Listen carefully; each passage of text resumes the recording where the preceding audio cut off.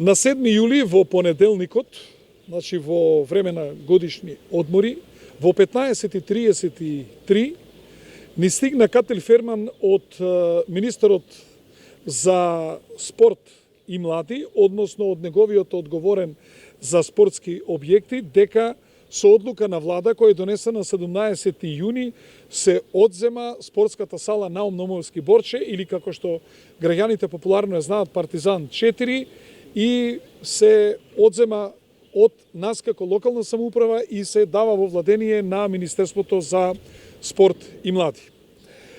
Општина Карпош се противи на оваа одлука. Денеска Советот донесе одлука во која што сите советнички групи, значи и Социјалдемократскиот сојуз, и независните советници, и Левица, и Гром, гласа против одземањето на оваа спортска сала и бараат да се искористат сите правни средства за да тоа се спречи. Нормално против беше само советничката група на ВМРО ДПМН, која што и не ни очекувавме да ја подржи одлуката, затоа што тие не мислат за граѓаните, туку мислат само за својата партија и за своето раководство. Инаку оваа спортска сала ни е предадена во управување во декември 2023 година. Веднаш по примопредавањето констатиравме голем број на недостатоци. Спортската сала нема радиатори, нема приклучок на парно грејење.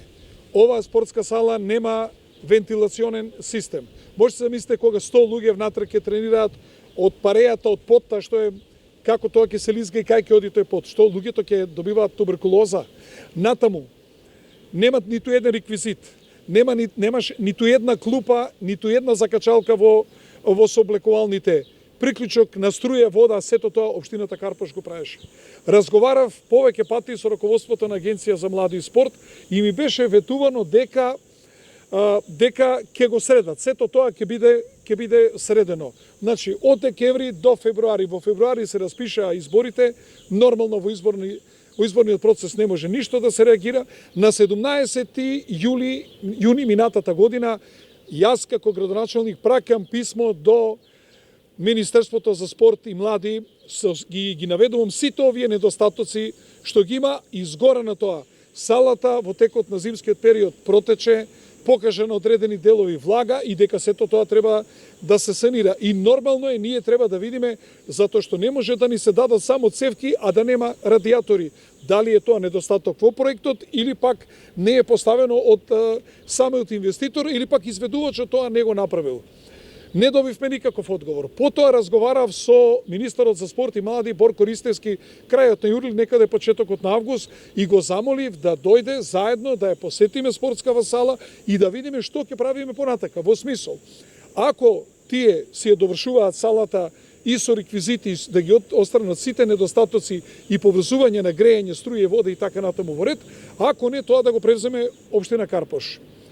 Тој се сложи и рече дека ќе дојде. По известно време повторно го побарав, не одговараше. Уште 2 пати го побарав, не одговара на телефон, и повторно на 25 ноември му пракаме допис за сите овие недостатоци, и во исто време општина Карпош буџетира средства во буџетот и во програмите за набавка на реквизити. Значи општина Карпош набави мрежа за одбојка, набави рипстоли, набави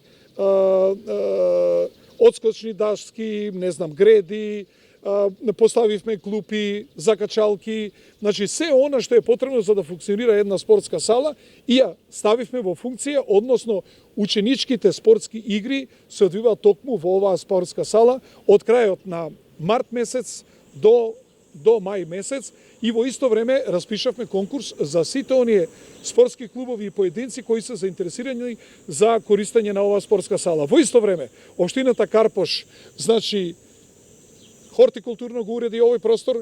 Ја гледате она зелена шахта, значи поставени се хидрански системи. Овие канделабри не ликнале од Господ, ги постави општина Карпош ова осветлување. Значи досега општина Карпош вложи 4 милиона денари за функционирање на оваа спортска сала, и сега големото Министерство за спорт и млади носи одлука да ја одземе од општина Карпош. Јавно прашувам, ние како локална самоуправа, што погрешивме во односот кон Министерството за спорт и млади? Вака ли треба да комуницира влада и министерство со локална самоуправа? Ова локална самоуправа има своји органи, има градоначелник, има совет. Не е ли коректно да седнеме, да поразговараме, ако имаат некои други намери и да видиме како тоа ќе се раздржи? На кој начин они одлучуваат на ваков каубојски начин да ја одземат салата, без, и можете замислите, одлуката на влада нема никакво образложение, значи без никаква причина, само од кеф ја одземаат спортската сала и за да ја употребат за нивни бизнис интереси, мислејќи дека во оваа спортска сала има бизнис. Најодговорно тврдам, во оваа спортска сала нема бизнис, има трошоци. Од спорт ова не може да се функционира и да покрива сите трошоци. Нормално е дека локалната самоуправа секој месец ќе дотира плюс средства за луѓе кои што ќе одржуваат хигиената, за луѓе кои што ќе бидат одговорни, за поправки, тековно инвестиционо одржување, како и сметките за електрична енергија, за вода, оснабдување и за парно грејење. По наши процени годишно над 100.000 евра општина Карпош овде треба да сапортира за да овој објект функционира, и тоа нормално и дека ќе го правиме. Впрочем, има ли објект кој што сме го добили од владата, а тоа се училиштата, градинките, општинските простори, да општината Карпош не го реконструирала и не го унапредила многукратно, во смисла да биде пофункционален, да биде нов, модерен, да биде енергетски ефикасен, да тоа функционира онака како што треба. До сега општина Карпош во градинките и училиштата вложи повеќе од 8 милиони евра. Општина Карпош ги сруши бараките и изгради нова општинска зграда, која ќе биде најубавата општинска зграда во Република Македонија, а нивните градоначалници, овој што се кандидира за Скопје, седи во никакви бараки во кисела вода, оној другиот седи во Газибаба во никакви бараки. Ѓорче Петров доби на поклон зашто црта зграда па им дадоа деловен простор кај ќе селат. Градот Скопје седи и натаму во бараки, а општина Карпош кон секој објект кој што ни е додаден се однесувала максимално домакински и секој објект е многукратно подобрен во неговото функционирање и се однесува како добар домаќин. Па така и оваа спортска сала општина Карпош ќе се однесува како добар домаќин и општина Карпош ќе ја стави во функција на граѓаните. Значи, нив не им се битни граѓаните, битни се нив бизнис интересите на Борко Ристевски, на што најостро се спротивставуваме и ќе се спротивставиме.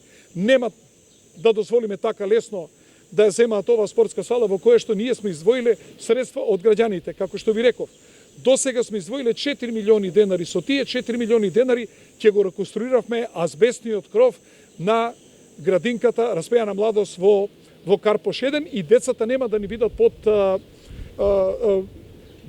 да ни битисуваат под кров кој што е азбесен. Значи, ние сме издвоиле средства кои што буквално ги немаме за да оваа сала профункционира, за да сега тие не се изживуваат и не се изигруваат со мене како градоначелник или со советот на општина Карпош, тие се изигруваат, се изживуваат со советници, односно со граѓаните на општина Карпош. Во исто време ги повикувам граѓаните на општина Карпош, вечерва ќе се собереме овде во 19:30 да го искажеме својот револт од ова небулозна одлука на владата во која што без било каква комуникација, со одбивање на било каква комуникација со локалната самоуправа, донесува одлука која што е спротивна на интересите на граѓаните на општина Карпош и затоа ги повикувам во 19:30 часот овде да дојдеме и да го искажеме својот револт.